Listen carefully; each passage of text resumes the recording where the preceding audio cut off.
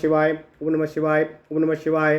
अथ श्री ब्रह्मांड महापुराणे उत्तर भागे हयग्रीव अगस्त संवादे ललितोपाख्याने सप्तकक्ष्याम तंग कन्या प्रादुर्भावो नाम 31 अगस्तुवाच किमिदं श्रीपुरं नाम केन रूपेण वर्तते केन वा निर्मितं पूर्वं तत्सर्वं मे निवेदय कियत् प्रमाणं किं वर्णं कथयस्व मम प्रभो त्वमेव सर्वसन्देह पंकासो भास्करः।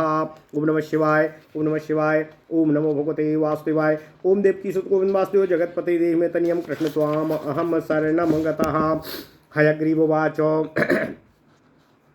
यथा चक्ररथम प्राप्य पूर्वोक्तैर्लक्षणैर्युतं महायागान् लोतपन्ना ललिता परमेश्वरी कृत्वा वैवाहकीं लीलां ब्रह्माद्य प्रार्थिता पुनः अव्याजेष्टभण्डनामानां सुरं लोककण्टकं तदा देवा महेन्द्राद्या सन्तोषं बहुभेजिरे अथ कामेश्वरस्यापि ललितायास्य शोभनं नित्योपभोग सर्वार्थं मन्दिरं कर्तुमुत्सुकाः कुमारा ललिता देव्या ब्रह्मा विष्णु महेश्वराः वर्धकं विश्वकर्माणं सुराणां शिल्पकोविदम् असुराणां शिल्पनं चामयं माया विचक्षणम् आहूय कृतसत्कारानुचिरे ललिताज्ञयाः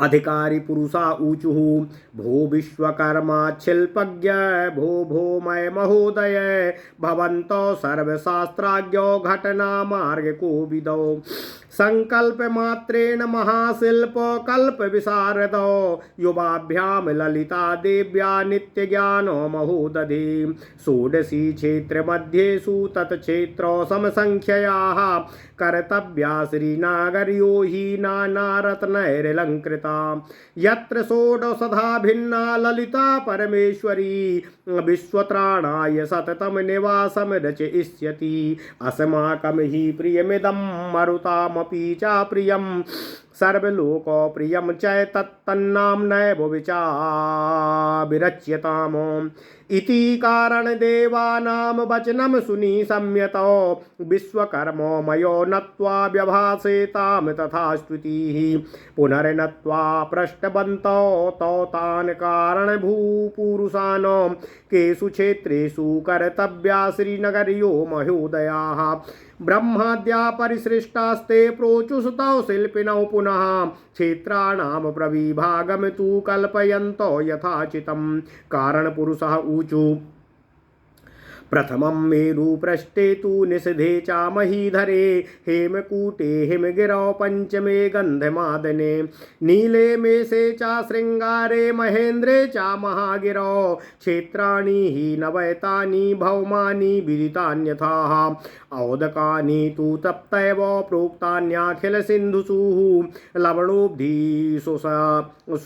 लवणोब्धीषु साराब्धी सुराब्धीर्घृतसागरः दधि सिन्धु क्षीर सिन्धुर्जल सिन्धुश्च सप्तमाः पूर्वोक्ता नवशैलेन्द्राः पश्चात् सप्त च सिन्धवाः आहृत्य षोडश क्षेत्राण्या वा श्री अपुरक्लप्तये येषु दिव्यानि वेश्मानि ललिताया महोजसा सृजितं दिव्यघटना पंडितौ शिल्पिनौ युवाम येषु क्षेत्रेषु क्लिप्तानि घ्नन्त्या दिव्या महासुरान् नामानि नित्यानां नैव प्रथितानि न संशयः सा हि नित्या स्वरूपेण कालव्याप्तिकरी परा सर्वं कालयते देवी कालना कथयाम जगतो नित्यानां च महारागी नित्या यत्र न तद्विधा अतस्तदीयनाम्ना तु सनामा प्रथिता पुरा कामेश्वरी पुरी चैव भगमाला पुरी तथा नित्यक्लिन्ना पुरीत्यादि नामानि प्रथितान्यलम्। ओम नमः शिवाय ओम नमः शिवाय ओम नमः शिवाय। अतो नामानि वर्णेन योग्ये पुण्यतमे दिने महाशिल्प प्रकारेण पुरीं रचयतां शुभाम् इति कारणक्यत्रेन्द्रैर्ब्रह्म विष्णु महेश्वर प्रोक्तो तौ श्रीपुरस्थेषु तेषु क्षेत्रेषु चक्रतुः। अथ श्रीपुरविस्तारं पुराधिष्ठात्र देवता कथयाम्याः माधार्या लोपा मुद्रापते शृणुः। यो मेरुरखिलाधारास्तुङ्गश्चानन्त योजनः चतुर्दश जगच्चक्र सम्प्रोत निज विग्रहाः तस्य चत्वारि शृङ्गाणि शक्रनैरतवायुषु मध्यस्थलेषु जातानि प्रोच्छ्रायस्तेषु कथ्यते। पूर्वोक्त शृङ्गत्रितयं शतयोजनमुन्नतम् शतयोजन विस्तारम तेषु लोकास्त्रयो मताः ब्रह्मलोको विष्णुलोकः शिवलोकस्तथैव च एतेषां ग्रहविन्यासान् वक्ष्याम्यावसरान्तरेः। मध्ये स्थितस्य शृङ्गस्य विस्तारं छोच्छ्रयं शृणु। चतुःशतं योजनामाच्छ्रुतं विस्तृतं तथा तत्रैव शृङ्गे सहति तत्रैव शृङ्गे महति शिल्पेभ्यां श्रीपुरं कृतं चतुःशतं योजनानां विस्तृतं कुम्भसम्भवाः। तत्रायं प्रविभागस्ते प्रविविच्य प्रदर्श्यते। प्राकारो प्रथमा प्रोक्ताः कालायस विनिर्मिताः और षट्दशाधिकसहस्र योजनायतवेष्टनः चतुर्दिक्षु द्वायुर्तस्य चतुर्योजनमुच्छ्रिताः।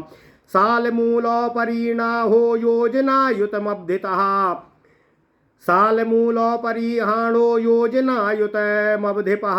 सालाग्रस्य तु गव्यूतेर्नद्वयात् तायनं पृथको। सालद्वारस्य चौनत्यामेकयोजनमाश्रितं द्वारे द्वारे कपाटे द्वे गव्यूत्यर्धप्रविस्तरेः। एकयोजनमुन्नद्धे कालायस विनिर्मिते उभयोर्गला चेद्धर्म चेत्थधर्म क्रोश समायता एवं चतुर्षु द्वारेषु सदृशं परिकीर्तितम्। गोपुरस्य तु संस्थानं कथपे कुम्भसम्भवाः।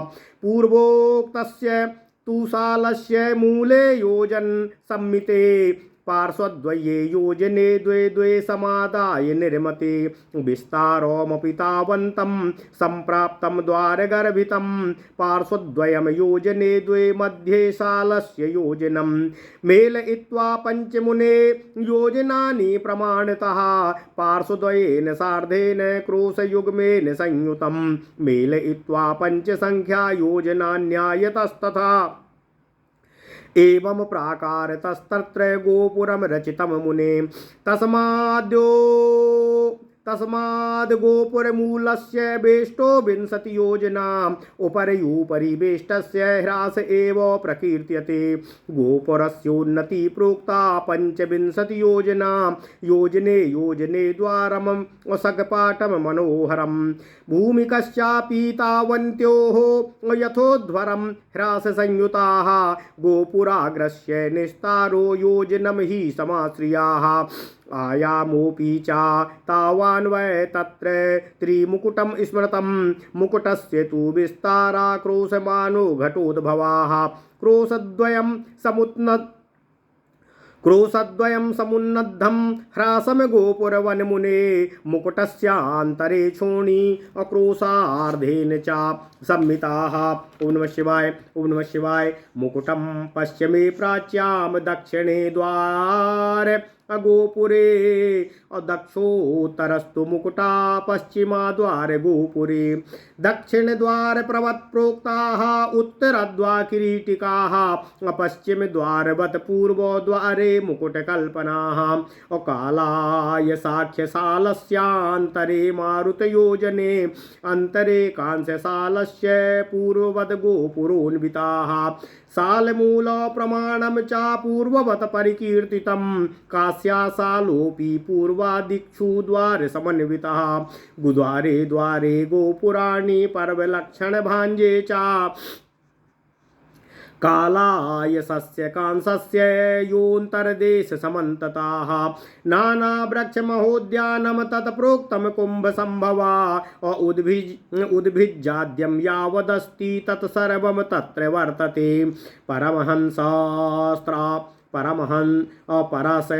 परं सहस्रास्तरवः सदा पुष्पा सदा फला सदा पल्लव सौभाड्या सदा सौरभ संकुला चूता कंकोलकालोघ्रा बकुला कर्णिकारकाः वशिषपाश्च शिरीषाश्च देवदारुणमेरवाः पुन्नागा नागभद्राश्च मुचुकुन्दाश्च कटफलाः एलालवङ्गस्तत्कोलास्तथा कर्पूरशाखिनाः पीलवः काकतुण्ड्याश्च शालकाश्चासनास्तथा काञ्चनाराश्च लकुलाः पनसाहिङ्गूलास्तथा पाटलाश्च फलिन्यश्च जटिल्यो जघने फला गणिकाश्च कुरण्डाश्च बन्धुजीवाश्च दाडिमाः अश्वकर्णा हस्तिकर्णाश्चापेया कनकद्रुमा यूथिकास्तालोपरयश्च तुलयश्च सदा फला तालास्तमाल हिन्ताला खरजूरा सरबरबुरा इक्षवः क्षीरीणश्चैव श्लेष्मान्ताक विभीतकाः हरितक्त्यस्त्वाप्युक्षो हरितक्तस्त्यवाक्पुष्पो घोण्टाल्यः स्वर्गपुष्पिकाः भल्लातकाश्च खदिराः साखोटाश्च चन्दनद्रुमाः काला गुरुद्रुमा कालस्कन्धाश्चिञ्चा बटस्तथा उदुम्बरार्जुनाश्वत्था समीवृक्षा ध्रुवुद्रुमाः रुचिका कुटजा सप्तो पर्णाश्च कृतमालकाः अकपित्थास्ति तिणी चैवैत्ये माद्या सहस्रशाः नाना ऋतु समाविष्टा देव्या श्रृंगारहेतवा नाना वृक्षमहूतसेधा वर्तते वरसाखिनां कांस्यशालास्यान्तराले सप्तयोजन दूरता चतुरस्त्रास्ताम्रशाला सिन्धुयोजन मुन्नताः अनयोरन्तरक्षोणी प्रोक्ता कल्पकवाटिकाः कर्पूरगन्धिभिश्चारुरत्नबीजो समन्वितये काञ्चनक्त्वाक्षुरुचिरे अफलैस्तै फलिता द्रुमा पीताम्बराणि दिव्यानि प्रावालान्येव साखिषुः अमृतं वस्यान् मधुरसः पुष्पाणि च विभूषणम् ईदृशा बहवस्तत्र कल्पवृक्षा प्रकीर्तिताः एषा कक्षा द्वितीया स्यान् कल्पवापीति नामता ताम्रशालस्यान्तराले नागशाला प्रकीर्तिताः अनयोरुभयोस्तिर्यगदेशः स्यात् सप्तयोजना तत्र सन्तानवाटी स्यान् कल्पवापी समाकृतिः तयोर्मध्ये मही प्रोक्त्वा हरिचन्दनवाटिका कल्पवाटी समाकारा फलपुष्पो समाकुला एषु सर्वेषु शालेषु पूर्ववद्द्वारकल्पनं पूर्ववद् गोपुराणां च मुकुटानां च कल्पनं गोपुरद्वारक्लप्तं च द्वारे द्वारे च सम्मितिः आरकूटस्यान्तराले सप्तयोजन दूरता पंचलोहमया शाला पूर्वशाला समाकृति तयोर्मध्ये मही प्रोक्ता मन्दाराद्रुमवाटिका पंचलोहस्यान्तराले सप्तयोजन दूरता रौप्यशालास्तु संप्रोक्ता पूर्वैक्तैर्लक्षणैर्युतः ओम नमः शिवाय तयोर्मध्ये मही प्रोक्ता परिजात्रो ध्रुवाटिका दिव्यामोद सुसंपूर्णाः फलपुष्पो भरोज्ज्वलाः रौप्यशालास्यान्तराले सप्तयोजन विस्तरः ओम नमः शिवाय ओम नमः शिवाय ओम नमः शिवाय ओम नमो भगवते वासुदेवाय ओम देवकी सुत गोविंद वासुदेव जगतपति देहि में तनियम कृष्ण त्वाम अहम शरणम गतः ओम नमः शिवाय ओम नमः शिवाय ओम नमः शिवाय ओम नमः शिवाय ओम नमः शिवाय ओम नमः शिवाय तयोर्मध्ये मही प्रोक्ता पारिजात ध्रुवाटिका दिव्यामोद सुसंपूर्णा दिव्यामोद सुसंपूर्णा फलपुष्पो भरोज्ज्वला रौप्यशालस्यान्तराले सप्तयोजन विस्तरा हेमशाला प्राकथिता पूर्वावद्वारे शोभिता तयोर्मध्ये मही प्रोक्ता कदम्बतरुवाटिका तत्र दिव्यानीपवृक्षा योजनद्वयमुन्नता सदैव मदिरा संपदा मेदुर प्रसवोज्ज्वला और येभ्यः कादम्बरी नामो योगिनी भोगदायिनी विशिष्टा मदिरोद्याना मंत्रिण्या सततम प्रिया तेनीप वृक्षा सुच्छाया पत्रला अपल्लवाकुला आमोद लोल भृंगाली झंकार पूरितोदरा और तत्रैव मंत्रिणी नाथाया मदिरम सुमनोहरम कदम्बो वनवाट्यास्तु विदिक्षु ज्वालनादिताः चत्वारि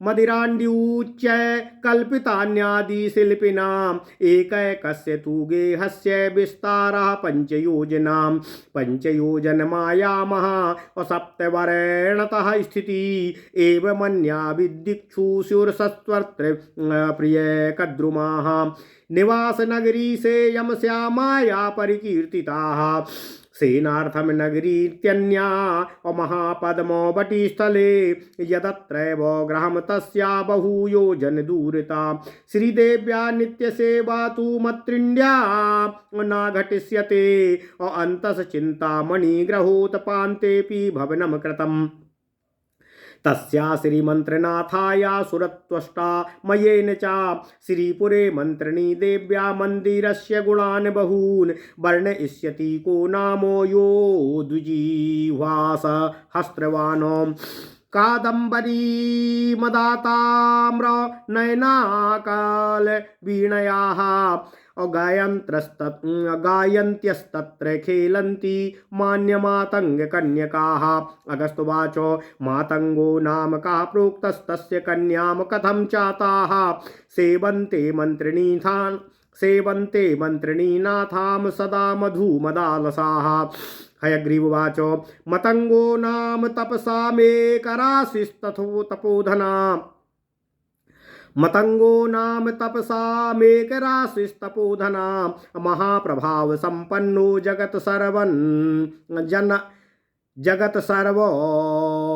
जनलंपटाः उन्नम शिवाय और तपः शक्त्यात्यधिया च सर्वत्र ज्ञापवर्तकाः तस्य पुत्रस्तु मातंगो मुद्रणीम मंत्रिनायिकामो घोरस्तपोभिरत्यर्थं पूरयामास धीरधीः मतंग मुनिपुत्रेण सुचिरं समुपास्थिता मंत्रिणी कृतसान्निध्या वृणीष्वरमित्यसात सोऽपि सर्वमुनिश्रेष्ठो मतंगस्तपसां निधि उवाच तां पुरो दत्तो सान्निध्यां श्यामलंबिकां मतंगो महामुनिरुवाच देवी त्वा स्मृति मात्रेण सर्वाश्च मम सिद्धया जाता एवाणी माद्यास्ता सर्वाश्चान्या विभूतयाः अप्रापणीयन् मे किंचित् दस्त्यम्ब भुवनत्रये सर्वतः प्राप्तकालस्य भवत्याः चरितस्मृतेः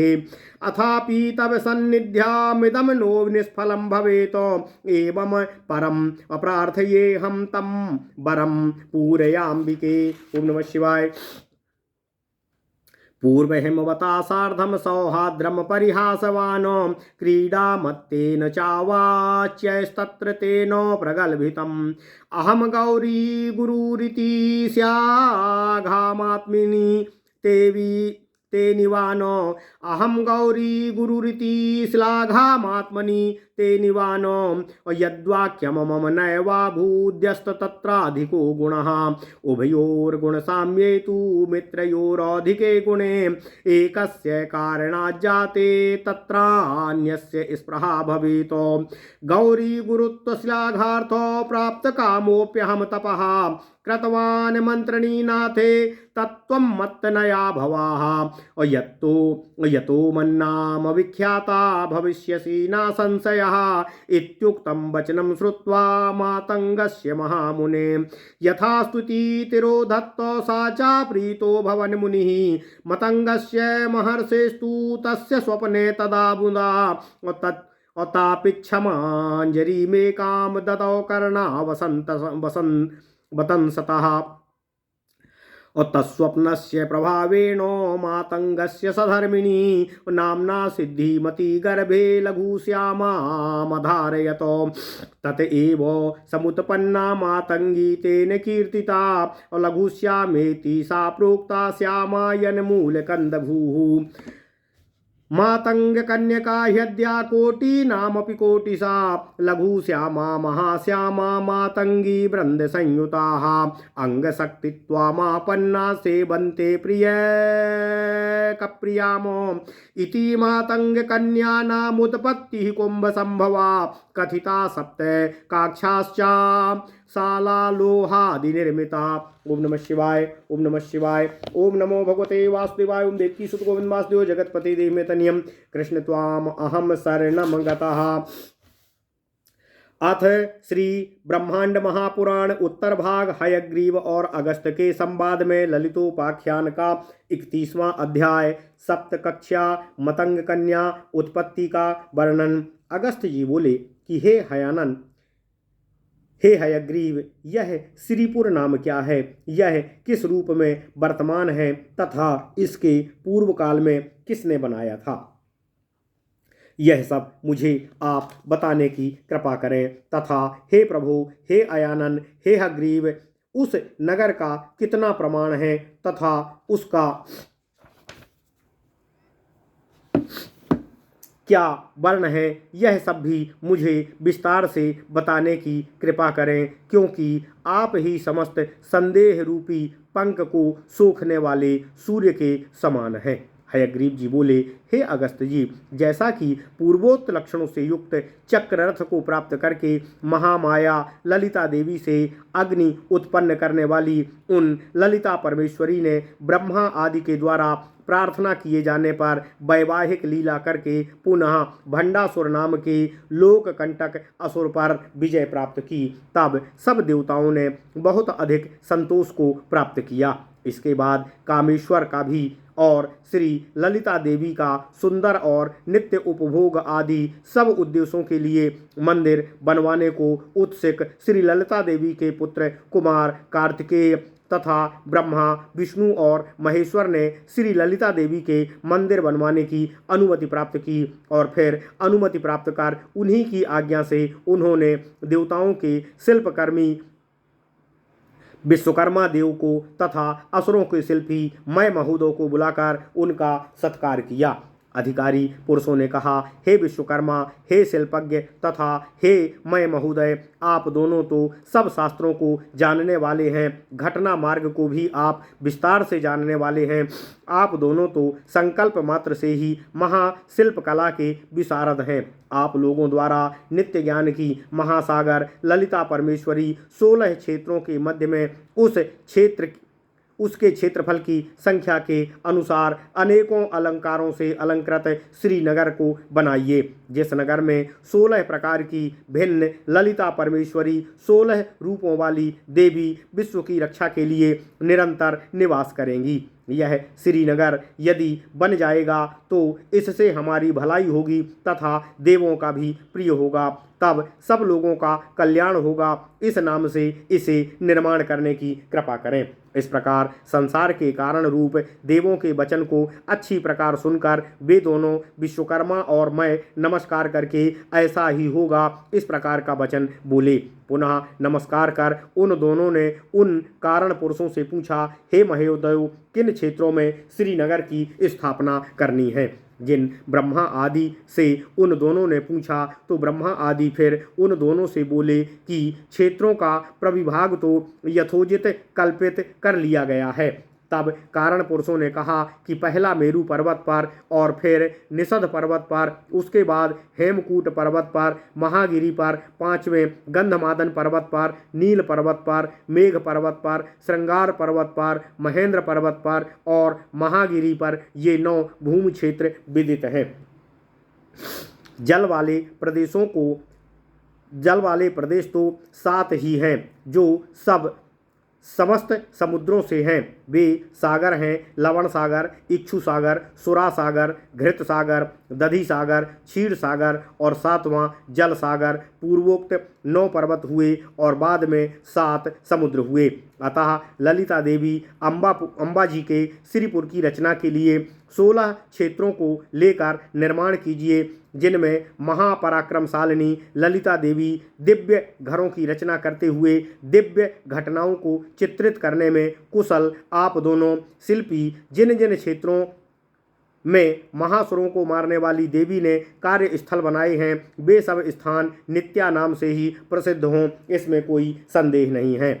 वह काल व्याप्ति करी देवी सबसे परे है तथा नित्या स्वरूप में सब एक एक की गिनती रखती हुई, एक एक के विषय में सोचती हुई सब संसार को धारण करती हैं। उसके विषय में उसे चलाने के लिए सोचती हैं, उसके विषय में चिंतित रहती हैं। वह महाराज्ञी नित्यों की नित्या है, वह नित्य पदार्थों से भिन्न नहीं है। अतः वह पुरी उनके नाम से तो पूर्व काल में नाम सहित प्रसिद्ध हुई थी। वे नाम हैं कामेश्वरीपुरी, भगमालापुरी और नित्य क्लिन्यापुरी इत्यादि के नाम से प्रसिद्ध हुए। ओम नमः शिवाय, ओम नमः शिवाय, ओम नमः शिवाय।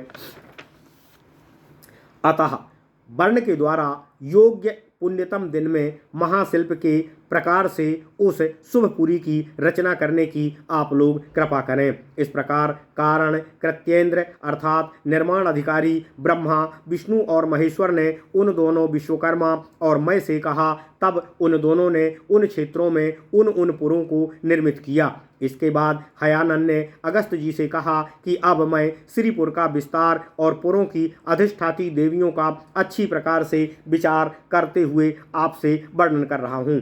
वे हे लोपामुद्रा के पति अगस्त जी सुनिए, जो मेरु पर्वत है वह उसका आधार है, जो कि अनंत योजन ऊंचा है तथा 14 जगत चक्रों से अपने शरीर को अच्छी तरह से ढके हुए है।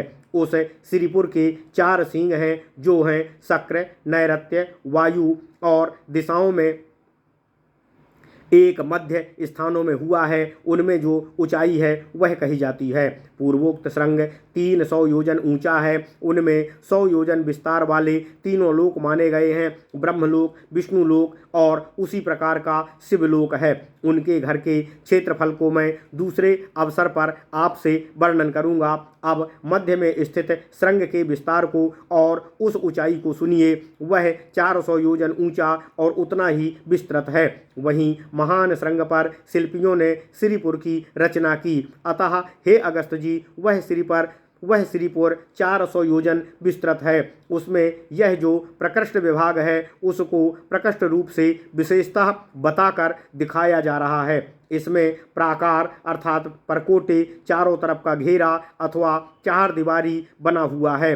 जो श्रीपुर का परकोटा है, जो लोहे से विशेष रूप से निर्मित किया गया है, जो 16,000 योजन श्रीपुर को चारों ओर से घेरे हुए है, अर्थात श्रीपुर की 4 दीवारी की लंबाई वृत्ताकार रूप से 16,000 योजन है।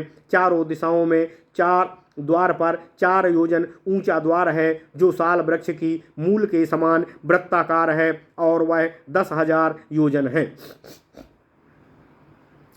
साल के आगे एक अलग वातायन है, जो 2 कोस लंबा है और साल द्वार की ऊंचाई 1 योजन पर आश्रित है। द्वार द्वार पर 2 कपाट हैं, जो आधे गव्यूती अर्थात 1 कोस विस्तार वाले हैं, 1 योजन ऊंचे हैं और वे लोहे के बने हुए हैं। दोनों कपाटों में आधे कोस लंबी अर्गला है। इस प्रकार चारों द्वारों पर समान रूप से बनाए गए गोपुर के संस्थान हैं, जिनको हे अगस्त जी मैं आपसे बताता हूँ। पूर्वोक्त साल के मूल में योजन सम्मित दोनों पार्श्व में 2 योजन पर 2 साल लाकर बनाए गए हैं। उनका श्री विस्तार द्वार से के अंदर उतना ही है। दोनों पार्श्व 2 योजन हैं, जो 2 साल के मध्य की दूरी है।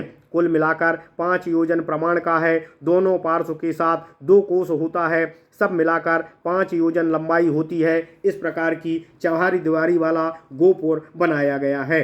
उससे गोपुर मूल का घेरा, उसकी बाढ़ 20 योजन है। ऊपर ऊपर उस बाढ़ का ह्रास ही कहा जाता है। जैसे ऊपर के मंदिर अथवा पहाड़ कम होता जाता है, उसी प्रकार उसका रूप है। इससे यहाँ पर प्रकृति निर्मित मेरू पर्वत का वर्णन प्रतीत होता है। गोपुर की ऊंचाई 25 योजन कही गई है। योजन योजन पर कपाट युक्त मनोहर द्वार हैं और उतनी भूमि की लंबाई भी उतनी ही थी जो ऊपर को कम होती गई। गोपुर के आगे का विस्तार 1 योजन समाश्रित है। यहाँ स्पष्ट है कि मेरू पर्वत की ऊंचाई ऊपर को कम होती गई। हो सकता है कि सबसे ऊंची की चोटी का विस्तार 1 योजन अर्थात 4 कोस या 10 किलोमीटर तथा उसका आयाम अर्थात लंबाई भी उतनी ही है। वहाँ पर त्रिमुकुट बनाया गया है। हे अगस्त जी, उस मुकुट का तो विस्तार कोस भर का है।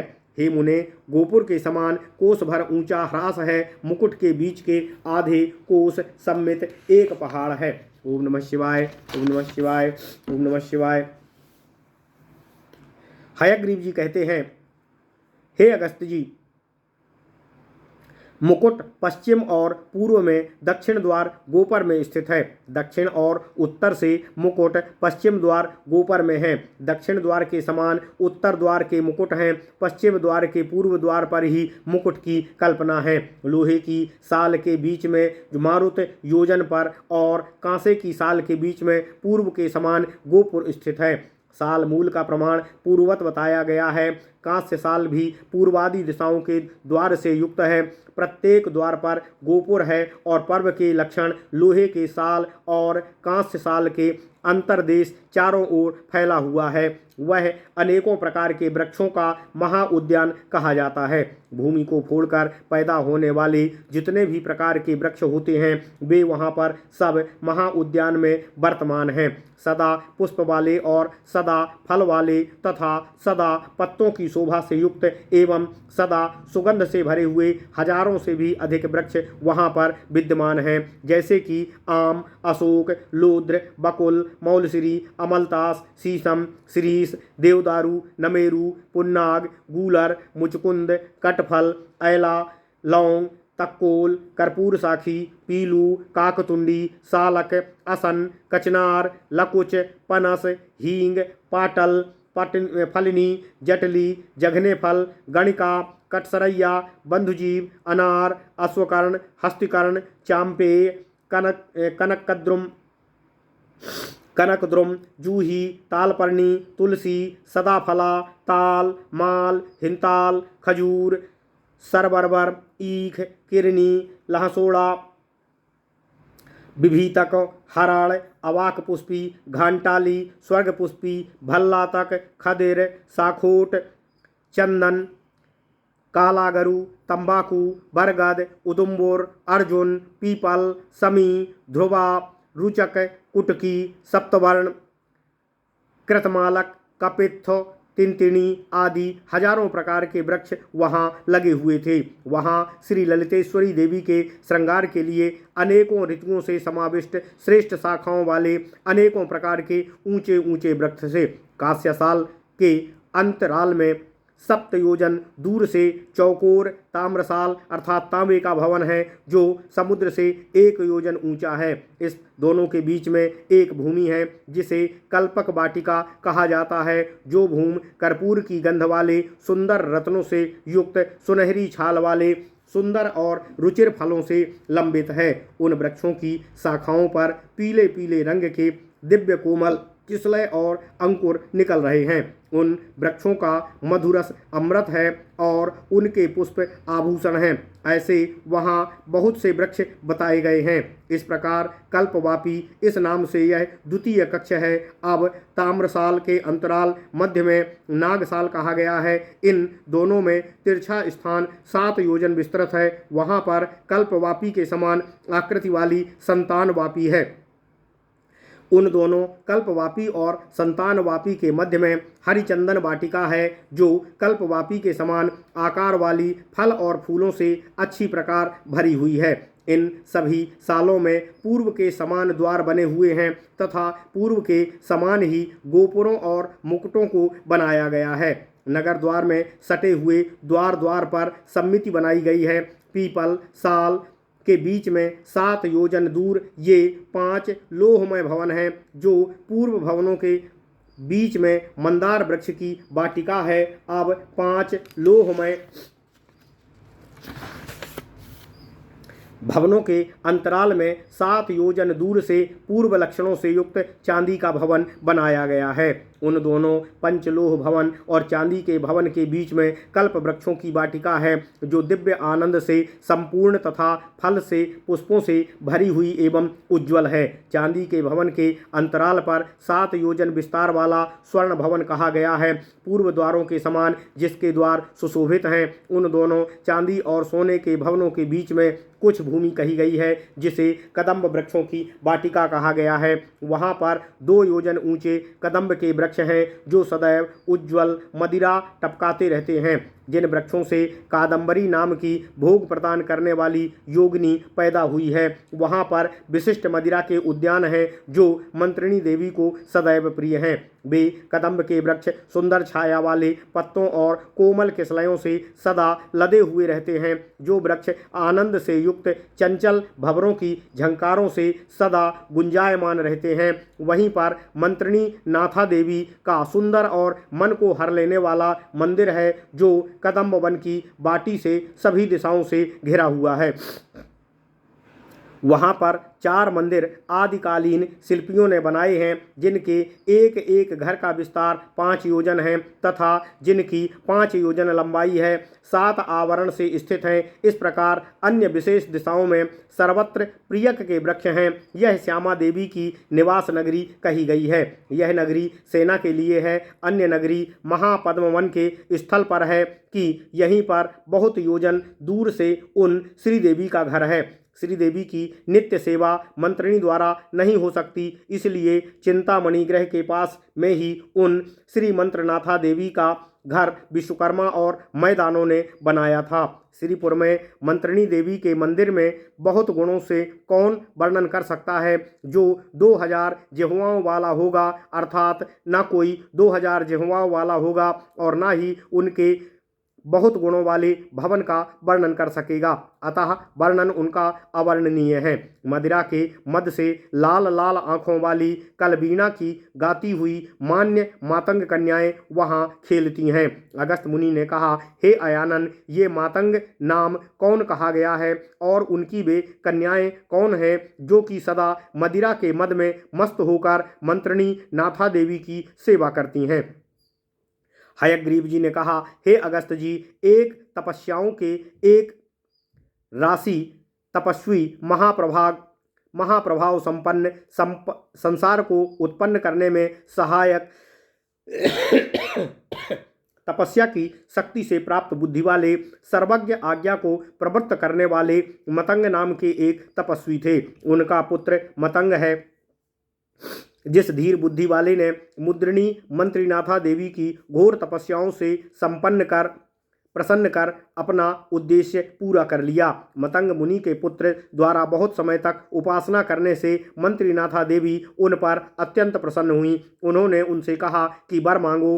तब वह भी सब मुनियों में श्रेष्ठ और तपस्याओं के साक्षात भंडार थे। अतः उन मतंग मुनि ने श्यामला देवी के सामने स्थित होकर निवेदन करते हुए कहा।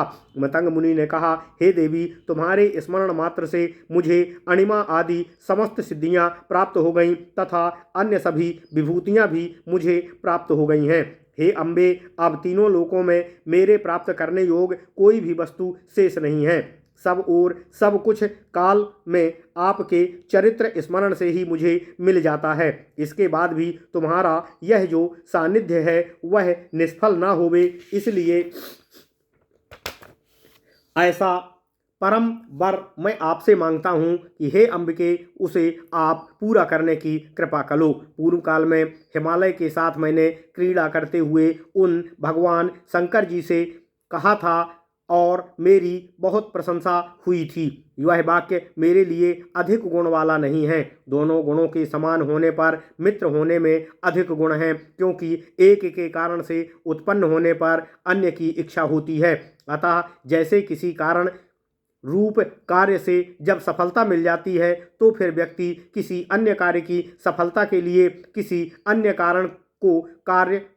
अन्य कारण से कार्य करने की इच्छा करता है। जैसा कि मैंने तपस्या की, उससे मुझे सिद्धियां प्राप्त हुईं, फिर उसके बाद अन्य वैभव को प्राप्त करने के लिए फिर तपस्या की, वह भी मुझे प्राप्त हुआ। इस प्रकार इच्छाएं अत्यंत अनंत होती हैं और सदा बढ़ती रहती हैं। अतः गौरी गुरुत्व की प्रशंसा के लिए प्राप्त कामना वाले अतः गौरी और गुरुत्व की प्रशंसा के लिए प्राप्त कामना वाले मैंने तप किया, अर्थात मैं सदैव गौरी के महान होने की प्रशंसा का गान करता रहूं, इसी उद्देश्य से मैंने तप किया है।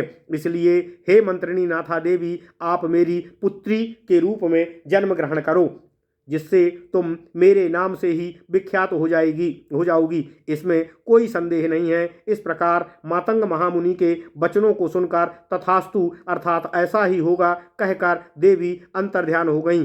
वह मुनि प्रसन्न हो गए। तब उन मतंग महर्षि के स्वप्न में उन प्रसन्न देवी ने अपने कर्णाभूषण से निकलकर एक तापिच्छ मंजरी अर्थात तमाल वृक्ष के फूल की मंजरी को दिया। उस स्वप्न के प्रभाव से मतंग मुनि की पत्नी नाम से सिद्धिमती के गर्भ में लघु श्यामा को धारण किया। उसके बाद ही उत्पन्न वे लघु श्यामा देवी मातंगी कही गईं। वही लघु श्यामा भी कही गईं, जिनकी मूल कंद की भूमि श्यामा देवी है। मातंग कन्याएं करोड़ों में हृदय हैं, अर्थात वे करोड़ों लोगों के लिए प्रिय हैं, जो लघु श्यामा, महाश्यामा आदि मातंगी समूह से युक्त हैं। वे सब अंग शक्तित्व को प्राप्त कर प्रिया देवी की सदा सेवा में लगी रहती हैं। इस प्रकार हे अगस्त जी, मैंने मातंग कन्याओं की उत्पत्ति कही और लोहा आदि से निर्मित 7 कक्षों की शालाओं का आपसे वर्णन कर दिया। इति श्री ब्रह्मांड महापुराणे उत्तर भागे ललितोपाख्याने हयग्रीव अगस्त संवादे सप्त कक्ष्या मातंग कन्या प्रादुर्भावो नामैक 300 अध्याय। इस प्रकार श्री ब्रह्मांड महापुराण उत्तर भाग हयग्रीव और अगस्त के संवाद में ललितोपाख्यान का 31वां अध्याय सप्त कक्षा मातंग कन्या की उत्पत्ति का वर्णन पूर्ण हुआ। ओम नमः शिवाय, ओम नमः शिवाय, ओम नमः शिवाय, ओम नमो भगवते वासुदेवाय, ओम देवकी सुत गोविंद वासुदेव जगतपति देव में तन्यम कृष्ण त्वाम अहम स